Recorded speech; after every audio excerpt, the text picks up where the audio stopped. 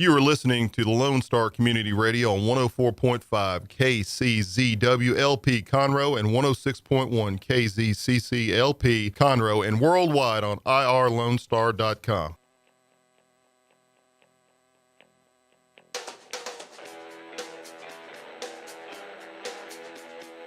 Welcome to the Legal Connection with Toni and Cheryl. We are two Texas licensed attorneys. We practice all over the state of Texas, actually, and we're here today talking in a three-part series of domestic violence. Today, we're talking about the victim of a domestic violence assault. How are you doing, Toni? I'm fine. Good. I'm glad you could be here with us today. Yeah, the last minute as usual. Well, no, you're busy, and so am I, and I know our listeners understand that, but we're glad you're here.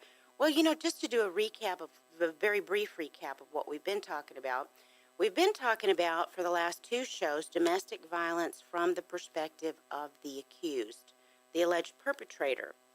And I've read this a couple of times, but I want to read it again, the definition of domestic violence. I think it's important, whether you're the accused or you're the victim. A person can be charged with a domestic violence assault if he or she does physical harm against a family member. That's what makes it domestic. A member of the household or even someone that they're dating. Here are some ways that domestic assault can happen, and the following three offenses are classified as misdemeanors. A person intentionally, knowingly, or recklessly causes bodily injury to another person. 2, a person intentionally or knowingly threatens another person with bodily injury, or a person intentionally or knowingly causes physical contact with another that the offender knows or reasonably should know the victim will find provocative or offensive. And to define provocative or offensive, which is one of the things I really want to talk about today, doesn't mean that, someone's taken someone and thrown them into a wall. In terms of assault as provocative or offensive contact, it generally means the victim is not necessarily hurt, but is still left feeling violated. This could be inappropriate touching or intentional invading of personal space, such as, the following types of assaults are classified as felonies. In Texas, domestic assault is primarily classified as a Class A misdemeanor if the person being accused has no prior domestic assault convictions. In other words, there's no pattern in their behavior. It's the first time it's happened. Not that they've been caught, anyway. Right. However, if the defendant has one prior domestic assault conviction, the crime would then be classified as a third-degree felony, so it goes up in charge, which means it goes up in punishment. In addition, if strangulation or choking is alleged in the offense, then the assault is likewise enhanced to a third-degree felony. If both choking and prior family violence assault are alleged, then the charge is elevated to a second-degree felony. So that's the definition of domestic violence, and we have hit pretty hard on the alleged perpetrator's perspective. Today we want to talk about the alleged victim's perspective.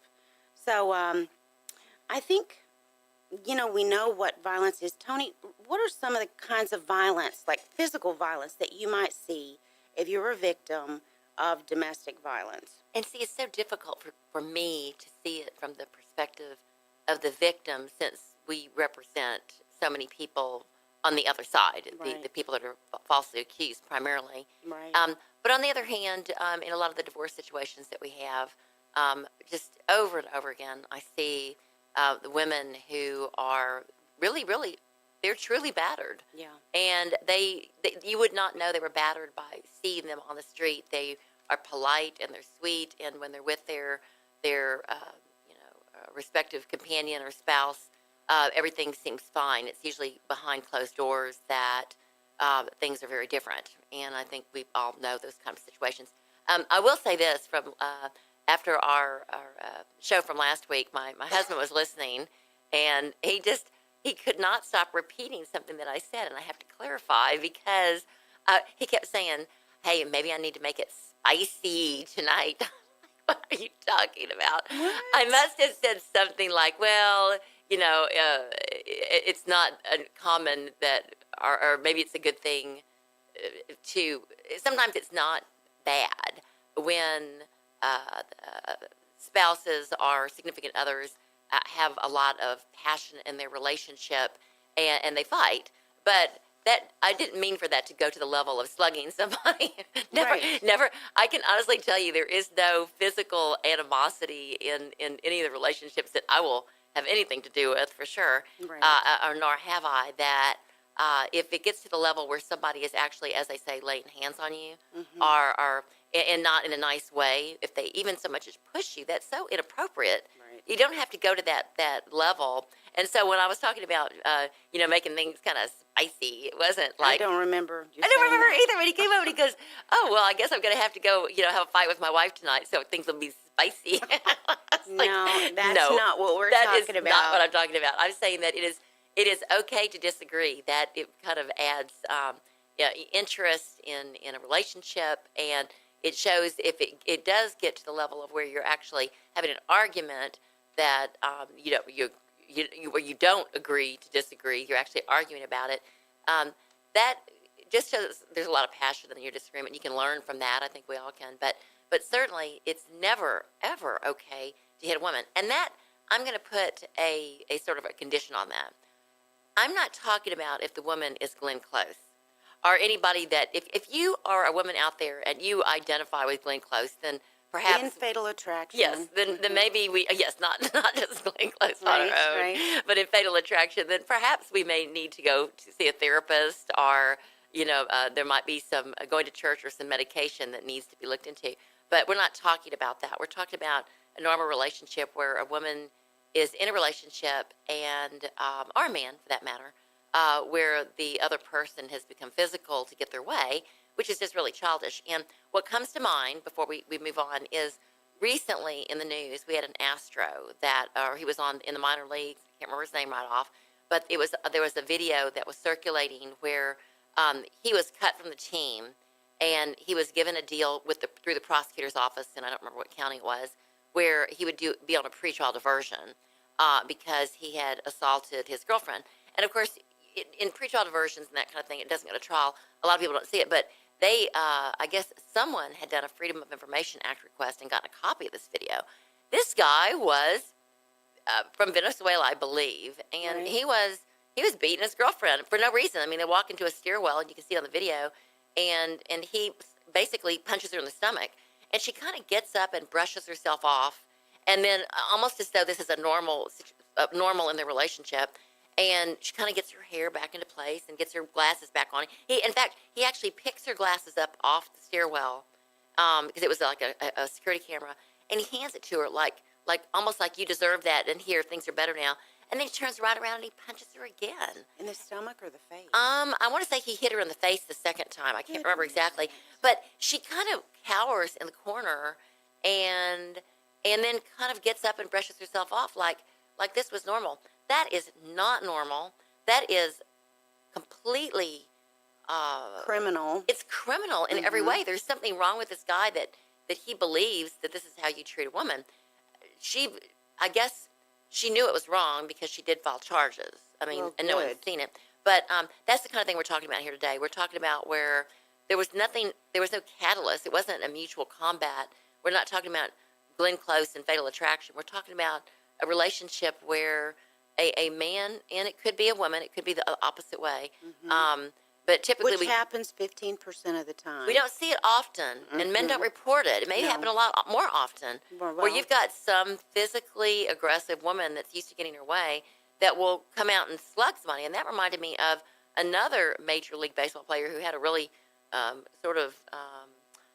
a wife that was real pretty. She was in a lot of music videos, but she would just come after this guy, and he was too embarrassed to really bring it up that he was being assaulted all the time. Right. But if it goes to the level where you're in a relationship with somebody and it's gotten physical and it's not what you want, you have not done anything to be. It's not mutual consent. It's not mutual, and there really wasn't a catalyst for it. This person is just violently reacting.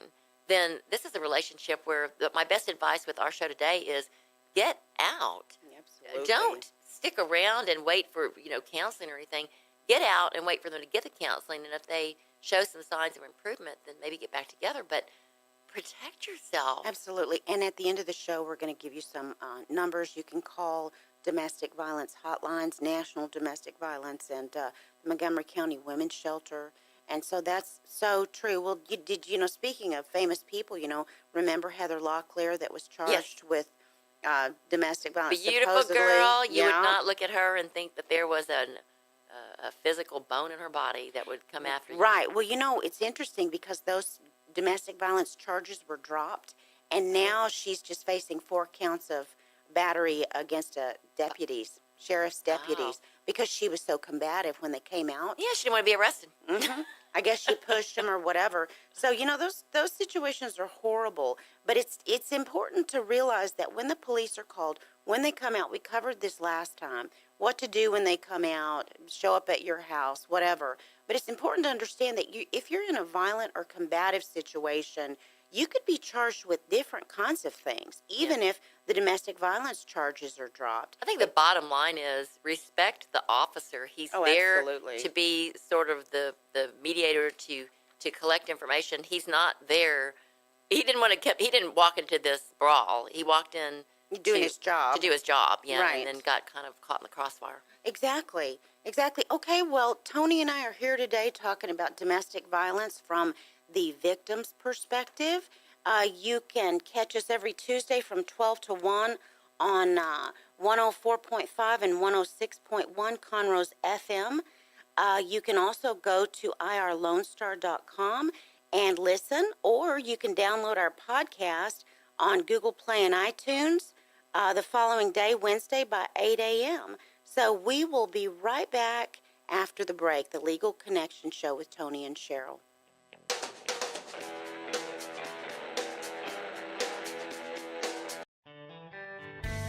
Don't forget to download the Lone Star Community Radio app from your Google Play or Apple Store. Bring Montgomery County's community radio with you anywhere with your smartphone or tablet. If you are in the Conroe area, tune in on FM. That's Conroe's FM 104.5, 106.1. If you are on the computer, bookmark irlonestar.com as your internet radio station. A Lone Star Community Radio, broadcasting 24/7 from the heart of downtown Conroe, Texas. Hey guys, this is Connor. This is Dick. This is Chris. And we're with the Ticket Stub Podcast every Thursday live at noon on 104.5 and 106.1 FM in the Conroe area. Also, anytime at irlonestar.com. You go to irlonestar.com/TTS. You can find all of our social media. And don't forget, we give away 2 tickets to the Grand Theater on every show. If you like movies and you like complaining or celebrating anything that has to do with the silver screen, check out the Ticket Stub Podcast and join us every Thursday at noon o'clock on Lone Star Community Radio.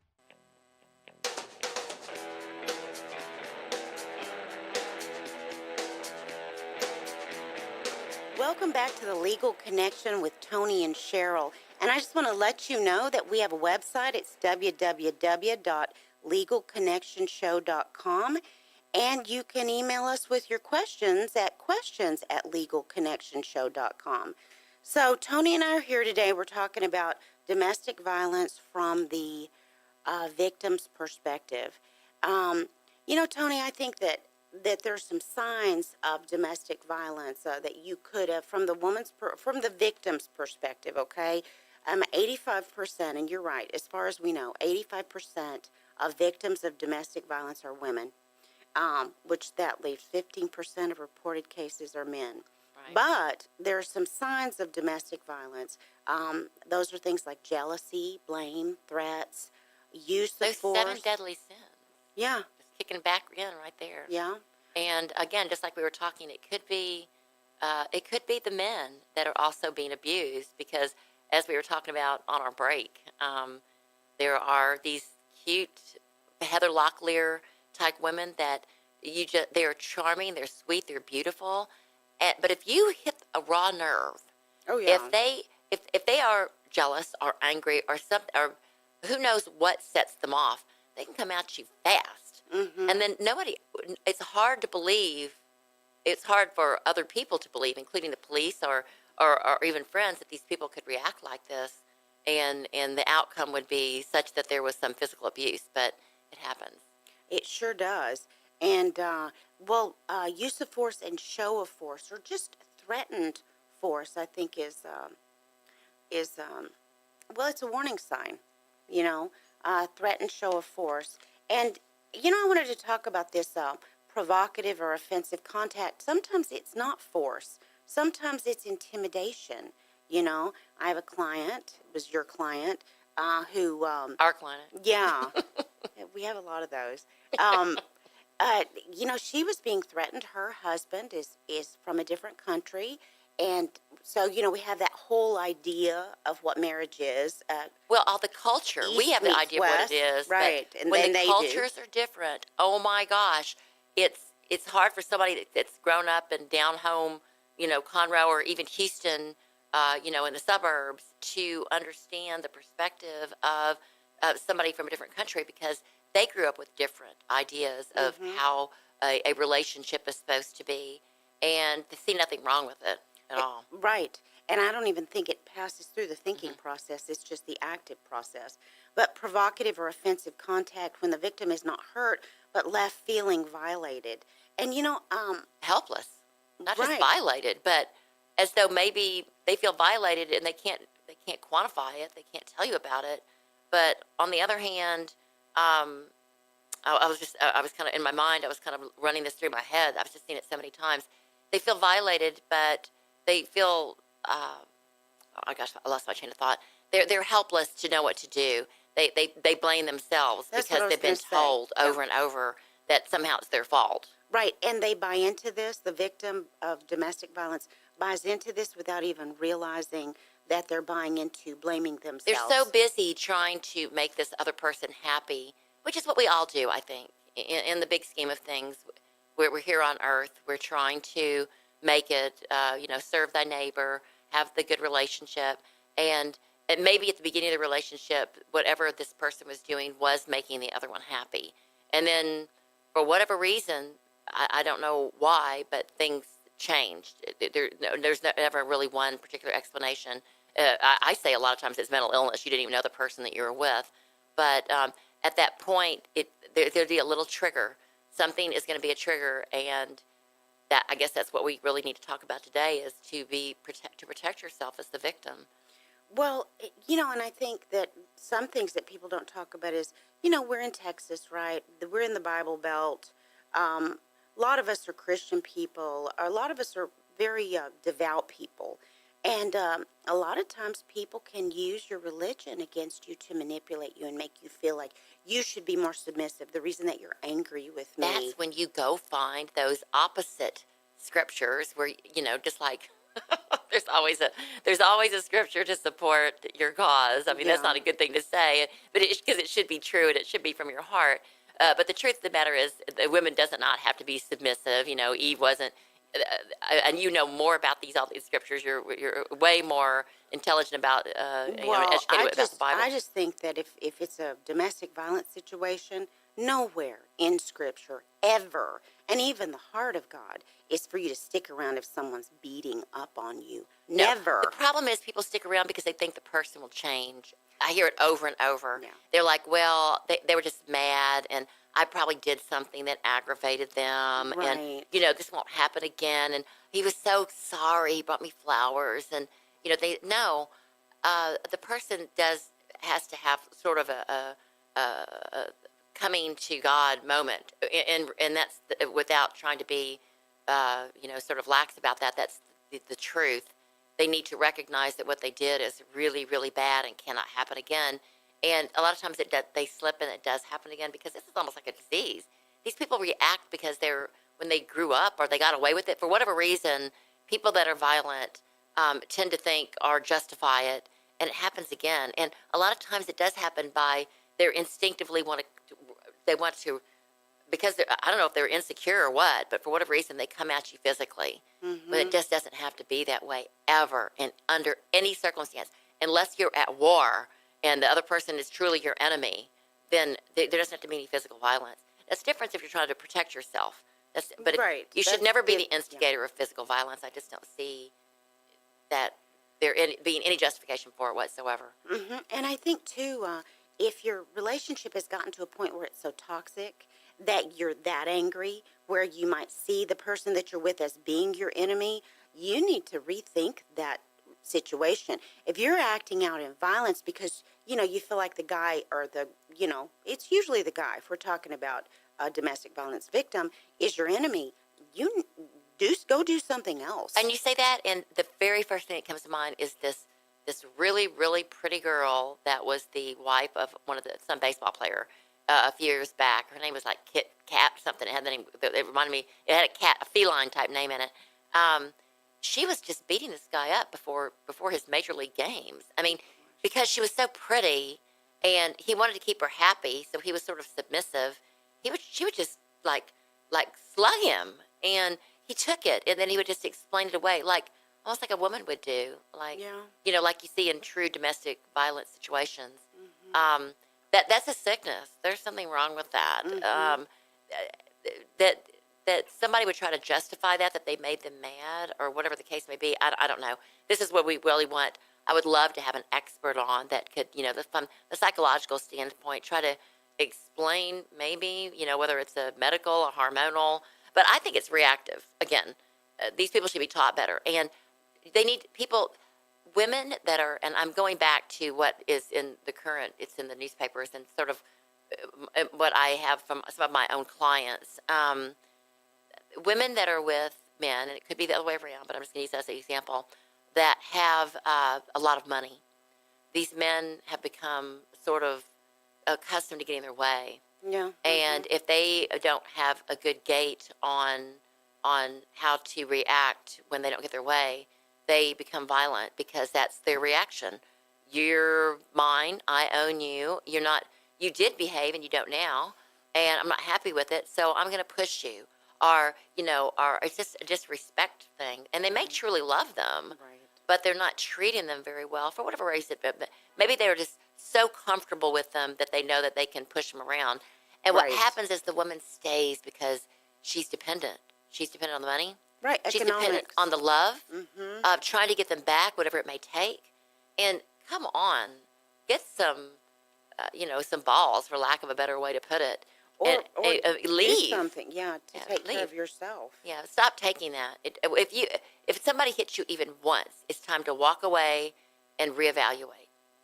Absolutely. And what you just said, maybe you can have a real come to Jesus meeting or go to a counselor and make a big deal out of it that this will never happen again. And What's that phrase I always forget? Fool me once, shame on you. you fool Yeah. me twice, Yeah. shame on me. The first instance, even in the first dating, if you're just dating, any instance of violence should be a huge red flag. Absolutely. And dating violence, that's one thing that that falls under domestic violence. And we're not is just an talking to intimate you. partner. We're talking to watching somebody react violently to someone else. Oh, I completely agree. And because this is a part of the way that their MO. And they may be wonderful people, Well, but they need to relearn and rethink. they really do. And I think that, kids that push around their moms and moms that Oof. put up with that stuff, I think. I mean, we're not talking about kids. We're talking about adults that push around their parents when they get older. Right. Yeah. Well, Toni and I are here today. We're talking about victims of domestic violence and what to do if you think you're a victim. We're here for you. This is a community service. We want you to give us a call at 281-529-5862, or you can reach out to us by email with questions at legalconnectionshow.com. We're going to go to a break right now, but we'll be back in a couple of minutes. Continuing our discussion on domestic violence.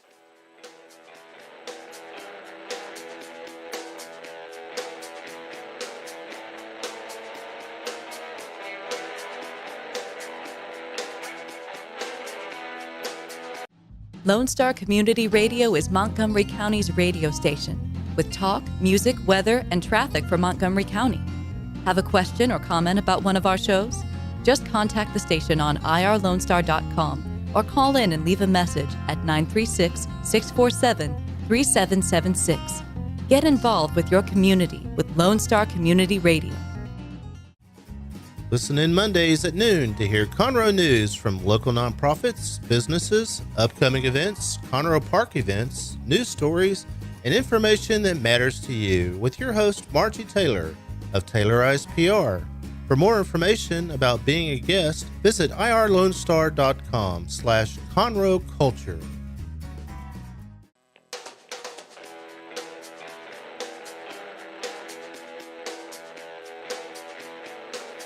Welcome back to the Legal Connection with Toni and Cheryl. Today we are talking about a problem that is more common than any of us want it to be, is domestic violence. And this is the last show, I think, that we have on domestic violence. We're talking about that from the perspective of the victim. So, And it's not, but from the perspective of the victim, it's less of a legal issue because the victim just needs to know how to report it and what to expect and just to be safe. well, I think in our show last time, Toni, you really talked about how to collect evidence, what important evidence looks like. Evidence proves whether someone did something or whether they didn't, whether it occurred or it didn't. Yeah, it's like, come on, snap out of it, person that's being abused. You need to start collecting some evidence to support yourself. And if you're with somebody who is manipulative and violent, then you better make sure that that evidence is not brought to their attention so you can collect it without being abused further or them destroying the evidence. Because people that do bad things, and even if they didn't do it intentionally, are the same type of people that are going to try to cover their mistake Oh, exactly. so that nobody sees it. Yeah, I had a client who, the best piece of evidence, a woman was actually the abuser, and she grabbed his shirt, and she wouldn't let him go, and she kept pulling him, and guess what? Ripped the shirt off of his body, and we couldn't find the shirt. The shirt was nowhere to be found. It was laying on the ground when she left, and then the next time he went into the house that they were living in, this it is was why the alleged victim had to go back in. gone. Right, all because those to go times. collect. She was so afraid. I mean, these victims can make up a really good story about, I was the victim, when they're really not the victim. They're the aggressor.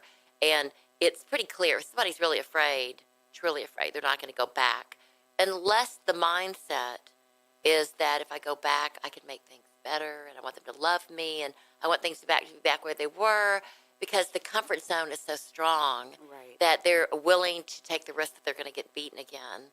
Exactly, and that's one of the messages that we want to reach out to. Oh, our I'm going to listeners. rephrase that. They're willing to take the risk they won't get beaten again if they're good, if they're a good girl. Like They'll fix it. yeah, They'll fix let's it. call this person Tinkerbell. Right. This time, Tinkerbell is going to be perfect. She's going to say the right thing. She's going to look the right way. She won't make him mad, or he won't make her mad. But we're still using the girl as the gender example. Right. So, and I think we've all, to some extent, been there where we're in a relationship where somebody is angry and are maybe just naturally angry. They're mad about maybe something.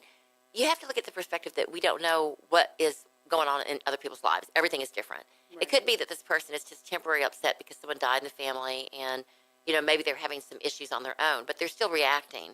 And people should abusers, and I'm going to call them abusers, even if it's a one-time thing, need to. I mean, there should be a continuum, but the person that's hitting somebody should never ever hit them unless it's a self-defense or to save them, or there's some affirmative defense that's legitimate.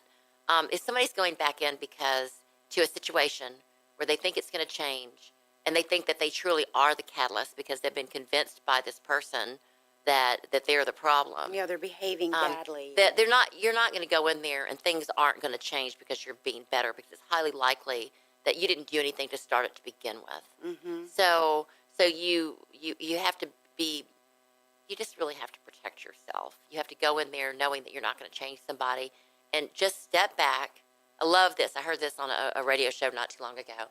You need to, when there has just been a fire or a storm or something really bad has happened, in any situation, whether it be domestic abuse or, something at work or whatever, you need to take a minute and step back and evaluate.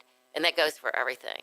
And that gives you the time to maybe, even if you have the time, to run it by somebody that's not in the storm to give you some good advice. And that's when I like to reflect upon, to go to somebody that I really respect their opinion, so they can kind of give me, after they hear the facts, the lay of the land, the way they see it, maybe more than one person. I go to the church a lot because I go I really will go to the chapel and just pray. Mm-hmm.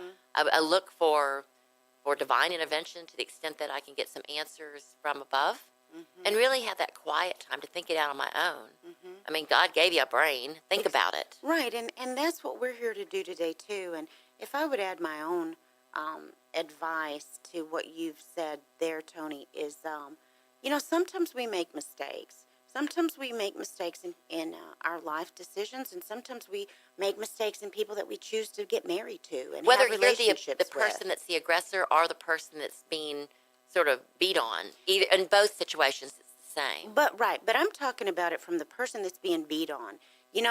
Be willing to admit that you made a mistake. You chose the wrong person. You're not going to fix it. If your family told you he or she was a bum and you married him anyway, don't try to prove your family wrong. It's okay if you're wrong. Get out of that situation. It's not worth your life. It's not worth limb. It's not worth bruises, concussions. It's not worth going to the But hospital. that reminds me, sometimes the family, if they're the greedy family, is like, this person's perfect because they're a doctor or a lawyer Right. and they're wonderful and they've got all kinds of money coming from everything. And the family likes this person. No kidding. But That's so they're true. not seeing the true, the soul, the heart of the person. Right. They may not know them because these kind of people let their agent be the one that's meeting everybody. The true person is the person that you know in the quiet, in the good times and the bad, how Right. they react and how they are. Right, but be willing to, admit to yourself, I made a mistake, I'm with an abuser, and I need out. It could be that the abuser is better off with somebody else, and maybe your personalities just don't click. Oh, So- yeah, or maybe the abuser is cheated on you, lied to you. Who knows what's gone on, actually, Yeah. that brings out violence in you, and then it triggers it in them, and Well, talk If about there is passion. a Oh, my gosh. relationship where over and over again, and I see this in my clients, for the good and the bad, I usually like my clients and their significant others. I usually give both of them the benefit of the doubt because the same people that are kind of friendly and bubbly and happy are people that you're drawn to. Mm-hmm. I see these people fight. I'm telling you, they beat each other. And sometimes both of them equally are aggressive because this type of personality, they may have drugs involved or alcohol involved. And usually Alcohol, there is mhm. addictions. And That's this is so why they're true. acting like this. Right. They fight. And the thing is that they won't let it alone. They won't walk away from that relationship. Even when there's a restraining order, they still have got to see each other. And they get back together again and they fight again. And then Right. guess what? Your new best friend, whether they want to be that way or not, is some police officer who's constantly showing up at the house That's so true. because that one or true? the other is calling them back again. I mean, what's wrong with these people? If the relationship is not working, or if one person's an addict and needs some help, Right. which is usually a big part of the Right, problem, exactly. then get the help, but don't get back together until it's resolved. Right. Someone's not going to come out of it well. This is not going to end well. Right. So be willing to admit that you've made a mistake. Maybe you need to regroup, separate for a year, 2 years, whatever. Don't prove yourself right that Love you chose. does not always conquer all. That's right. It just doesn't. It may cover a multitude of sins, but it doesn't conquer all. I'm visiting over and over the nicest people you could ever imagine who have multiple charges of assault on the same woman. And it's like, I know the woman is aggressive and presses buttons, but why are you still with this woman if she's saying you're hitting you and maybe you are? Because I kind of believe that they are, even though I'm trying to defend them. But I see the women doing it too. We all know these relationships. Well, we hope we don't, but Right, but we do. As attorneys, we see it a lot more than people that aren't kind of sucked into In the it from middle of a that, criminal standpoint. Mm-hmm. But anyway, if the relationship isn't going well, the best advice we can give you is to step back from it. You may be so attracted to this person and vice versa. Step back because something's wrong if it's gotten violent. Absolutely. Okay. We talked about this a little bit last time, but when the police are called for a domestic violence dispute, and the victim calls the police, and then the victim decides that they don't want to press charges, what will happen after that? Does the DA go ahead and take up the charges, or if at the victim's will, can they just say, "Oh no," even though they've got bruises? And all And, that? we hit on this a little bit before, and it's almost as though we'd want to have a representative of the district attorney's office here to sort of say, this is what we see. Because we have to remember that the people that work for the district attorney's office, just like with the police force, they're people too. Right. This is just what they chose. It's the hat that they're wearing today. A lot of the people that are working for the district attorney's office are going to become criminal defense attorneys. Right. But from my perspective, what I have seen, a number of different things can happen. But if the person that called the police has, and it's again, we have different facts and different dynamics that are coming that kind of hit. But let's say, for an example, it really didn't happen, okay, and they want to recant because they were just mad when they called the police. Let's say it really did happen and they want to recant. That's what I want to talk about. The emotional, from a legal standpoint, no matter what the reason is that the person is doing it, from a legal standpoint, what happens is the same. The person wants to recant, okay? Right. The person wants to recant. The charges have already been taken, so it depends on where you're at when you want to recant. You call the police. You tell the police, I changed my mind. They haven't given it to the district attorney's office yet. The police know something's happened. The police may take it on their own and say, I'm going to go ahead and report to the district attorney and let them decide. Mm-hmm. Let's say it gets so far, but the police may be the person that can stop it right there. Okay, You can ask them right. to stop it. If it gets to the district attorney, and I don't, it doesn't matter what they say in the legal standpoint, I've seen it happen where the police are the ones that say, we're just going to have a little notice. We're going to walk away from this. If it gets to the district attorney's office, the district attorney determines whether or not they're going to take the charges. And if they have enough evidence, if there's probable cause. It doesn't take much to have probable cause for the district attorney to take it. You may really you're a victim, you really want the district attorney to take it, and they don't take it, and you're like, where does this put me? Right. What do I do? Right. If you want to go from that perspective, what do I do? I've kind of lost track of what your question was, but if you really want the district attorney to take it and they haven't, you still need to protect yourself. Go get a civil protective order. Get out. Exactly. That protective order is only worth the paper it's written on. Get away. Okay? Now, Right. But if you're just trying to recant because for whatever reason you want to withdraw the charges, then your next step is to ask, you find out who the district attorney is, or the assistant district attorney that's actually handling the case. Mm-hmm. And it could be, if you're in Harris County, it's the family criminal, I always forget what the initials stand, Family Criminal Law Division handles it. Mm-hmm. They have special district attorneys that handle that. They are trained for that. Most of them are trained for it, but they're in a particular division. You'll go there, and the party that wants to withdraw the charges has to go to the office downtown. Now that the criminal courthouse was flooded out, you don't go to the same location at 1201 Franklin that you used to go to on the second floor.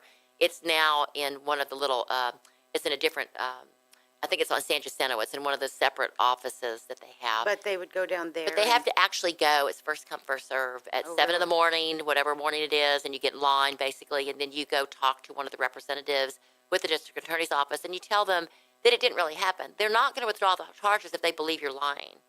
Okay. So, All right. Well, listen, we're going to go to break right now, but we'll be back in just a few. The Legal Connection with Toni and Cheryl.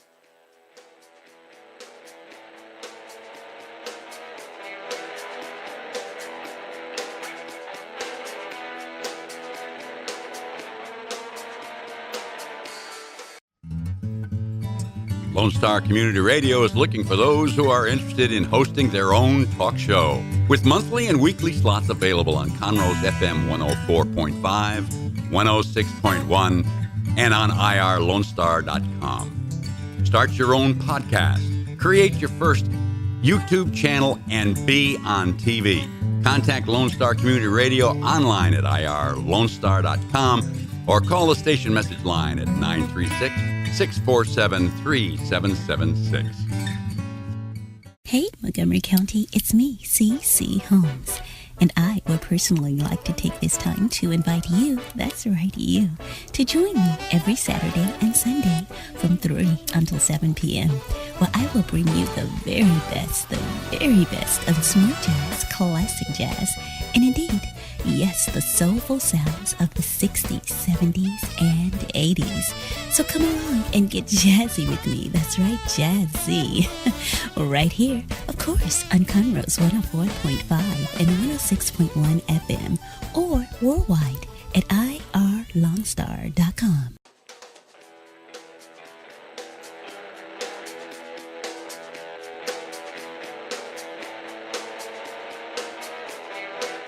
Welcome back to the Legal Connection with Toni and Cheryl.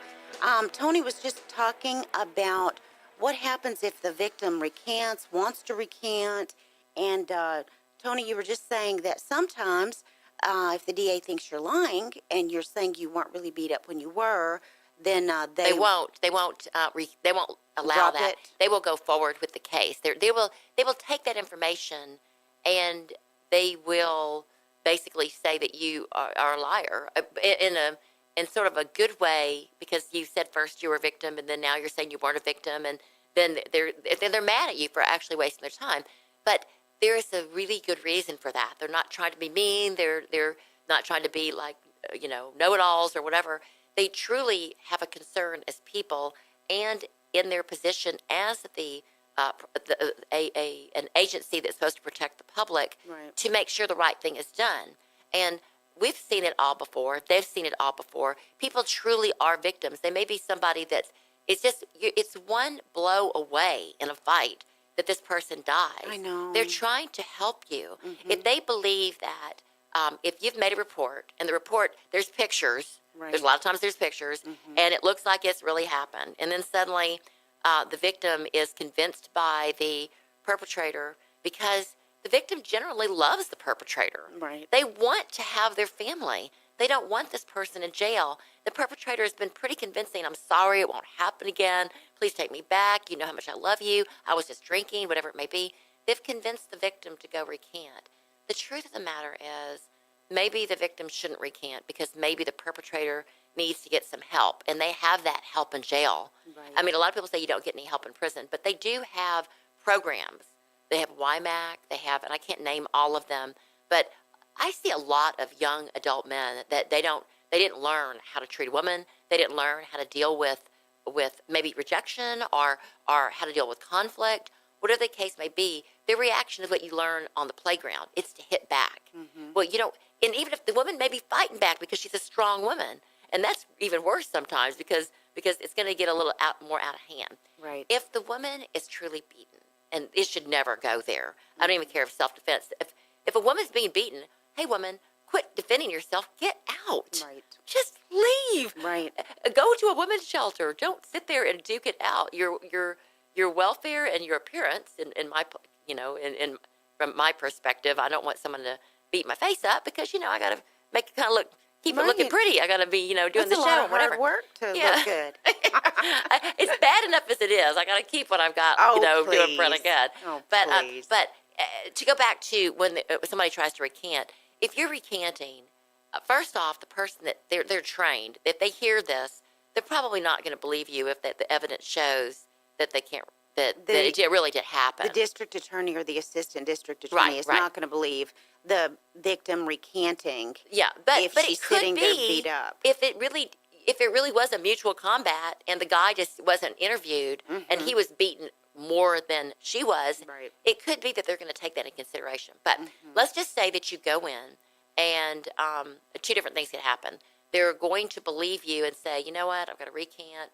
A lot of times it doesn't even get to the level of at least in Harris County, the Family Criminal Law Division. They don't take the cases. It doesn't get put in that division unless there is a recant, because they've got trained professionals to determine whether or not the woman is lying when they come back and try to recant. Okay.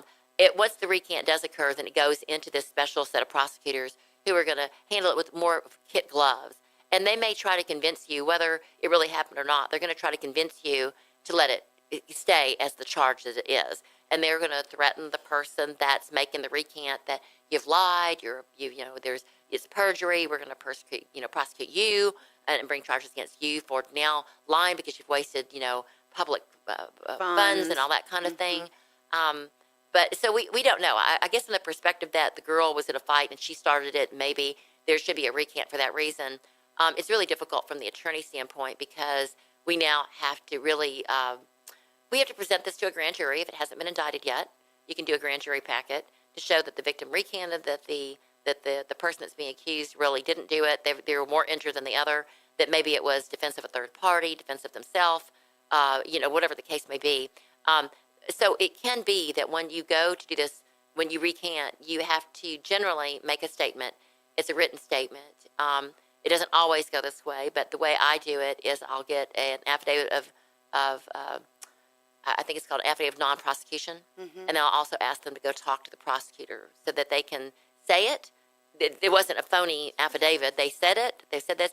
And if all of the facts support that what the victim is saying is true, that it was a mutual combat or self-defense or they made it all up or whatever, then generally the charges will get dropped or they'll have a lower charge because there may be some crime that did happen. Like in the case of Heather Locklear, it could very well be that there wasn't a domestic violence situation, but there was another crime. She should never have attacked the messenger. Right. When the public servants came, she should have complied with them. We weren't there. We don't know what happened. It could very well be that the public servant was aggressive with her because she's Heather Locklear, Right. and that's her defense, and it'll get dropped on that level too. But we've heard about Heather Locklear before in the news. She has a history more than other actresses of drinking Right. and having a little bit of a temper. We've seen her on Dynasty. Right. That's what I was thinking. And that other show she did where she was some sort of administrator. I can't remember. She's Right. done so many shows, but we are not there. We can't say only God, Heather Locklear, and the people involved know, so we can't really go there. The next step, though, is if from a standpoint that somebody recants and the district attorney doesn't allow it, they don't believe it, then it will go to trial. And a lot of times the person that was the perpetrator, that may be the best thing. If they go to trial, they're going to get the help they need, and it's a wake-up call. Exactly. Well, we just want to reach out to you and let you know that there is a national domestic hotline for domestic violence victims. It's 1-800-799-7233. And in Montgomery County, we have the Montgomery County Women's Center, and that number is 936-441-4044. If you are the victim of domestic violence, you need to talk to your friends and your family. Don't suffer silently. That's part of the evidence that you'll have. And, we've already talked about doing that maliciously. And so that's not what Toni and I are saying. We're saying if you're truly the victim of domestic violence, start to talk to your friends and your family. Consider children involved. Consider them. And they're watching. They're and hearing. And kids know everything. You don't hide things from your kids. They may not tell you about it, and they may wait till they're 20. And don't be embarrassed. I mean, it's humiliating to think that you're with this perfect, spouse or and of course I'm not speaking for myself. I do think my spouse is pretty much perfect because I would stick around somebody that didn't cherish me. I think that's a good way to put it.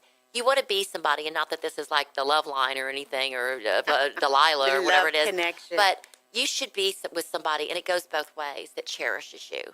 Life is short. Right. Be with somebody that really loves being with you. And if you're not that person, just because you may not be compatible for whatever reason it may not be, move on. There's a million people out there. Move on to the person that will cherish you. I had, I've had a couple of different divorces, and I can honestly say that I gave it a go, and I had for the most part good spouses. Well, my first one was. The second one very questionable. The third one, though, third time's the charm, and I'm not saying that people should try this many times. You should work out if you can, but particularly if you've made the step to marriage, you should have gleaned through that for the length of time that it takes. Yeah, but what you're saying is so true, Toni. I mean, these women are the domestic violence victims. I don't think they have a problem with that. They have a problem with feeling okay letting go and walking out. Yeah. When it's learning bad. that the person that they married may have since the time that they were married, their personalities have changed. People change. They do. And that it's not their fault. And not Right. to be embarrassed. Right. To go forward and to let people know. And think about, the kids, and start down the road to freedom. Reach out to people. This community, this area, this county, this state, this country is very well versed in helping victims of domestic There's violence. always a place you can go. Always. Always. You're not going to be out on the streets. Somebody will be there to help you. They sure will. And you've been listening to The Legal Connection with Toni and Cheryl. Our website is www.legalconnectionshow.com. And you can contact us there by going to www.legalconnectionshow.com/contact, or email us with your questions at questions@legalconnectionshow.com. You can also voicemail us at 281-529-5862. We are here every Tuesday from 12 to 1 on irlonestar.com, 104.5 and 106.1 Conroe's FM. We'll see you next week. And remember, serve God by serving your neighbor. That's right. Have a good week, y'all.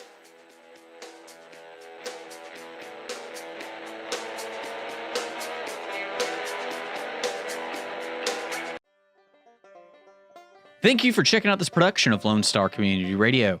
Lone Star Community Radio is Montgomery County's community radio station. Don't forget to check out this show and many others across the Lone Star Community Radio Network, either live on Conroe's FM 104.5, 106.1, the Lone Star Internet Radio app, or irlonestar.com's live audio stream, and on replay on podcast, Channel 12's Our City TV in Conroe, or Channel 21 KVQT in Houston, and of course their YouTube channel. This production is copyrighted and all rights are reserved by Lone Star Community Radio. Have a question regarding this program or other Lone Star Community Radio shows? Want to sponsor or start your own show? Call the station message line at 936-647-3776 or email the station at lscrstudios@gmail.com.